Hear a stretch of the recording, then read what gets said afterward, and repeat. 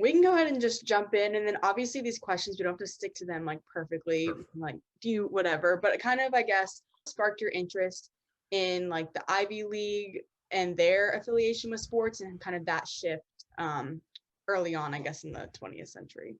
So, gosh, 10 or 15 years ago, ESPN came out with a really great college football encyclopedia. And it was one of those things that like just every single college program, including the Ivies, were included. Da da da da da. They had a list of national champions, and at one point, I saw the 1925 national champions in college football. The consensus was Dartmouth College. Now, I grew up 45 minutes from Dartmouth. I almost went to Dartmouth. I decided not to, largely because it was just a little too close to home, and I knew that being a Division I track athlete, it was going to be borderline. You know what I mean? Like you got to go pretty quickly from jumping in medium meets to doing Division I qualifying standards. So I knew I needed to go to a smaller level if I wanted to compete for all 4 years, more than likely. But it always stuck with me because Dartmouth was this sort of touchstone school where I grew up. It was 45 minutes away. It was an Ivy League, and yet even then I knew that they weren't part of that big three of Harvard, Yale, Princeton, winning the fictional national championships all the time. Then making it even more interesting, almost all of the however many groups that gave national championships out, there was one outlier, and that was some podunk school down in Alabama known as the University of Alabama, which got me really interested, right? Because suddenly what you have is Dartmouth legitimately beating out Alabama for a national championship, in no small part because the rationale would have been, how could University of Alabama compete with Dartmouth College in football? And then I looked a little deeper and I'm thinking, well, it's interesting, right? Because the Ivies did dominate. And then by 1936 and 1937, they really stopped dominating. And then the usual suspects begin to come in. So I put that on the back burner, right? Because I am a sports historian, but I'm not usually a who wins games sports historian. I mean, that can be fun. And I think more sports historians have to have some of the game in our articles and books, but nonetheless, that's not the kind of stuff I do. And then I was up for a few days to visit my dad over the holidays. And the one thing, if you all haven't discovered it yet, you may soon enough discover it, is that it's always better to leave 2 days too early than to stay 2 days too late when you go and visit home. And I had reached that point where I was there 2 days too long and I had 2 more days to go. And it was one of those times a year where I'd been thinking about this thing again. I said, well, you know what? I'm going to run up to Dartmouth and just pop into the archives and see what they have on this football team. And I went and basically spent a day, maybe even more, like a morning and a half, right? A morning and then halfway into the afternoon. And they were great, as archivists always are. And they got me a ton of stuff. And this was still a few years ago. So I went home with photocopies, or they mailed me a bunch of photocopies. So I have all the actual documents. And at roughly the same time, and I know my answer is getting a little draggy here, but I did another sort of small scale weird project. I discovered that in reading Seth Davis's book on John Wooden, that John Wooden interviewed for the Williams College head basketball coaching job. I went to Williams, and Williams was sort of always the small school, except for maybe around the turn of the century, they'd compete with Dartmouth and Harvard occasionally. But he went, and basically he got turned down because he was seeing it as a big time opportunity where he's like, well, okay, how many people can I bring in terms of coaches and players? Can I bring 10? And the president at the time, when he wanted to signal to his assistant that a meeting was over, would just pull out his wallet in the middle of the meeting and start counting his money. So Wooden got escorted out. He takes the job at Indiana State. And then a few years later, this already Hall of Fame caliber player type goes to UCLA. And so when I looked into it, yeah, it's a fun, interesting little story. And it appeared in Journal of the West. It's, just a handful of pages long. But I started thinking in terms of the transitions in college sports in the middle of the 20th century. Especially if we think of the middle of the 20th century as sort of 1920s to 1970s. And then these two stories really go together in interesting ways, because with Dartmouth football, what you have is this span of time where they go from the periphery of the greatness in college football to sort of embodying the changes in college football, because no longer are these schools able to or want to compete. There's the Wesleyan Parley, and then there's the Carnegie Report. And the Carnegie Report really does the death knell of it all. So that there's this nice little moment at the end when Dartmouth gets ranked nationally again and basically says, yeah, we're not going to bother playing Penn State. Why would we bother, you know?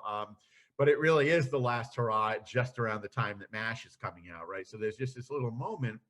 And now Ivy League football is what it is. And occasionally they'll do that little peek up in basketball, but mostly as the classic example of the underdog. But of course, the Ivies can still, in a small scale way, compete in some of the Olympic sports, whether it's skiing or whether it's occasionally a track and field athlete or something like that. But with team sports, it's just over. And part of it's economy of scale, and part of it's investment, part of it's a conscious decision, you know, that the Ivy League, just like the New England Small College Athletic Conference, consciously said, our football season is going to be an 8-game season. It's going to be, you know, it's going to be playing each other. Now, you know, sometimes the Ivies might play an out of conference, but there's no, you know, no postseason, none of that. And that just shows the sort of changing tide. So what began as just a Dartmouth won a national championship in college football became what an interesting story about mid-century transitions in college sports that maybe we should be thinking about more in terms of what college sports have come to mean now. And you touched on it there a little bit, and it's the reason that I enjoyed this.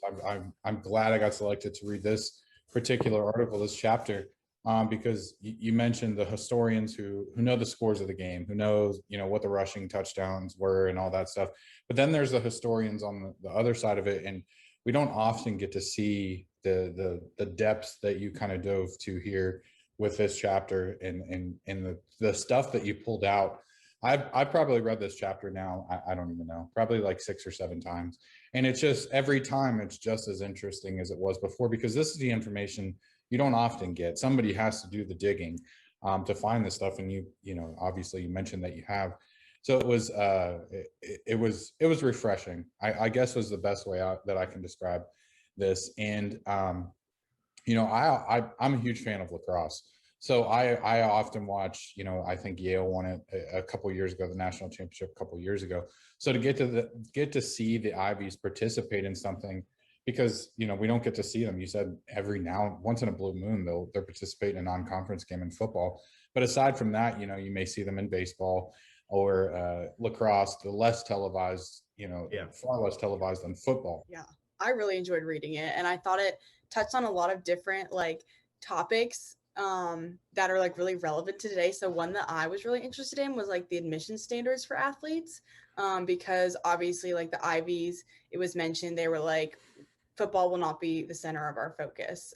It will still be like the prestige and the academics. And so that was something that I like kind of dove deeper into. So I just kind of wanted your thoughts on the admission standards, like the athlete gap, things of that nature, at, I guess, schools of all levels.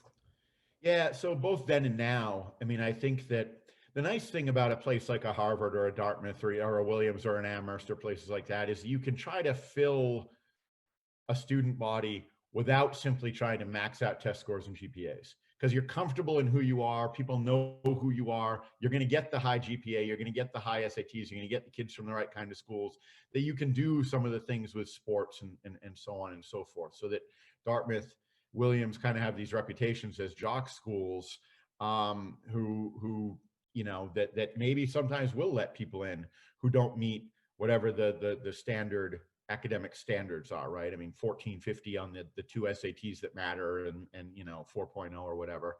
But that's also raised some issues, right? The Bowen book, Game of Life, and a few others have raised questions about even places like that and what they do for academics. But I do think that worrying about Ivy League admission standards is kind of like worrying about Ivy League grade inflation. Like, it's just the wrong place to really worry about it. Like, gee, you get a bunch of kids with 1500s on their SATs. No wonder half the class has an A- average, and who cares, right? Because at the end of the day, they're being compared with students at some places for grad school where they just do GPA and and test scores. So who cares, right? But I do think that it can have a really deleterious effect when you bring in a critical mass of students in what I know the conversations surrounding Williams are the helmet sports, right? The in other words, lacrosse, hockey, and football, where you're bringing in 25 kids a year, maybe 20 of whom are coming in because they're what's known as tipped, right? They're being let in because the coach wants them, or, and obviously in hockey and lacrosse, those numbers are going to be much smaller. And so I certainly think it's a concern, but I think it's just one part of the poisoning of the water that has come about because of sports. And it's really unfortunate when it happens at a place with, what is Harvard's endowment over 40 billion by now? It might be. Like, keep in mind that Harvard could buy the University of Texas athletic department and have room left over for Missouri. It's crazy how much money is in these institutions, and so why they think that sports have to be the front porch in the same way, I'm not sure. So at the elite level, I think it's problematic. I think it's more problematic that the University of Indiana offered Brad Stevens $70 million over 7 years. Now, as a Celtics fan, I'm glad he chose not to take that. As a fan of higher education, I'm thinking $70 million over 7 years. Yeah, again, kind of a rounding error, but I know what faculty you're talking about at these kinds of institutions. I know what even some administrative staff are talking about at these kinds of institutions. And what does that say about your priorities, especially given that Indiana has a really interesting history with these things, right? Because Bob Knight is a interesting figure, sometimes a problematic figure, who nonetheless cared about the academic mission of the institutions he was at anyways. But you just see those kinds of things, or in something like 48 out of 50 states, the highest paid state employee is a coach. And even at states where this shouldn't be happening, the only other things that are comparable are in some places it's like a medical dean or something like that, where at least you can kind of see it. And those are places that don't have big time Division I sports. But even in states where it doesn't happen, I think the highest paid state employee in New Hampshire is the head hockey coach at UNH. And so it's that kind of warping that I find frankly more problematic than admission standards that might at least serve multiple purposes, and that is going to affect. The good thing is there's only so much elasticity in a college athletic program, right? So that the athletic program at an elite Division III school that offers every sport they can offer is actually going to be bigger than a lot of Division I schools, right? Because just pure number of athletes and the number of sports.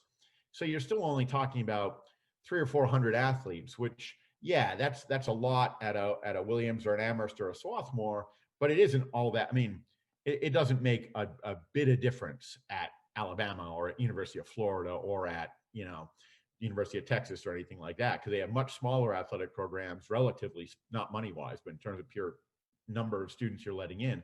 So in that sense, of my concerns about college sports, that's relatively low down the list. Now, if they're keeping kids in who should otherwise be failing out, that's a different question. But giving a kid an opportunity who has a particular skill set, and then if they succeed, that's fine. Because at the University of Texas, they're not in any legitimate way taking the seat of someone who otherwise would be there. Because if you're in the top 7% of your high school class in Texas, you get to go there anyways. And if you're out of state, you don't really get a claim on a right to go to the University of Texas.